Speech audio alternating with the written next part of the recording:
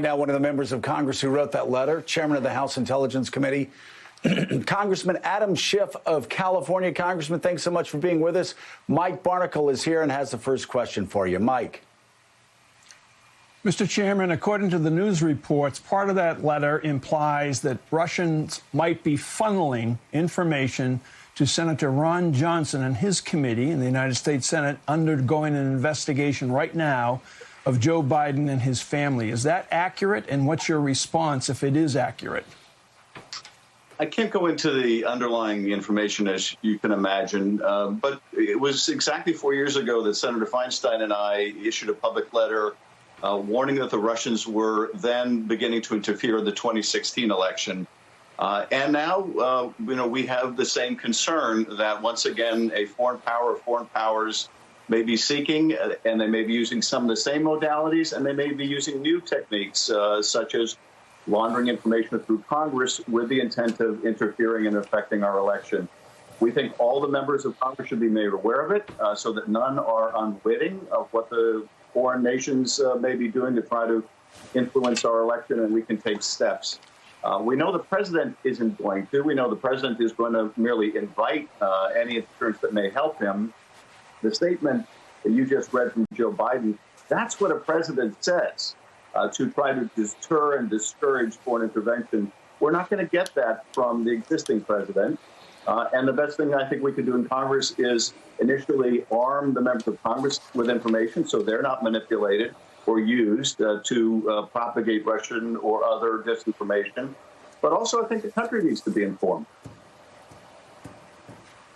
All right, Mr. Chairman, David Sanger, one of the authors of the Times report today, indicated that the Times believes that within this letter is a reference to Senator Ron Johnson and his committee having been funneled information from a foreign source. Would that surprise you if a member of the Republican Party in the United States Senate were getting information from foreign sources with regard to tampering with our election?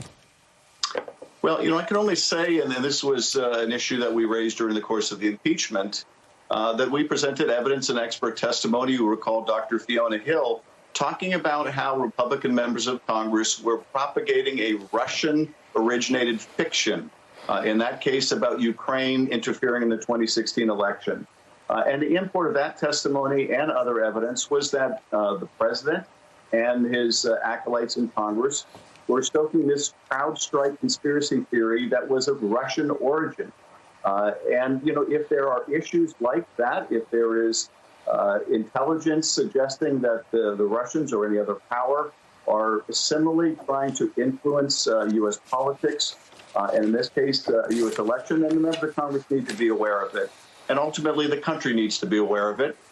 We have to take steps, I think, to deter that, because, of course, we can't count on President Trump, someone who apparently begged the president of China to help his campaign, who invited Russia to do so in 2016, and who will not safeguard our vote. I will say this, though. I think the order of your segments today is exactly the right order. That is, the paramount threat to our elections is from within. It's from a president that's attacking absentee ballots and his party officials who are discrediting millions of votes in advance. But second to that, you have the problem of foreign intervention and foreign amplification of those destructive efforts. Gene Robinson's with us, and Gene has a question for you. Gene. Congressman Schiff, we talk about, potentially we're talking about the Russians, but you always indicate potential other actors. Is there information that other nations may also be trying to interfere with our election? There is. Now, I think it's perilous sometimes to equate what one nation is doing with what another nation is doing, because they don't use the same techniques or tactics. Some nations may use, very kind of overt ways of influence that we would anticipate. Public statements, or, in the case of China, for example, it may utilize relationships it has, or it may utilize trade negotiations. And other nations may operate differently. The Russians may get involved in hacking and dumping operations, or social media campaigns. The Iranians may have their own tactics and techniques like the North Koreans may have theirs. So there are different kinds and different caliber of interference, some much more worrisome than others.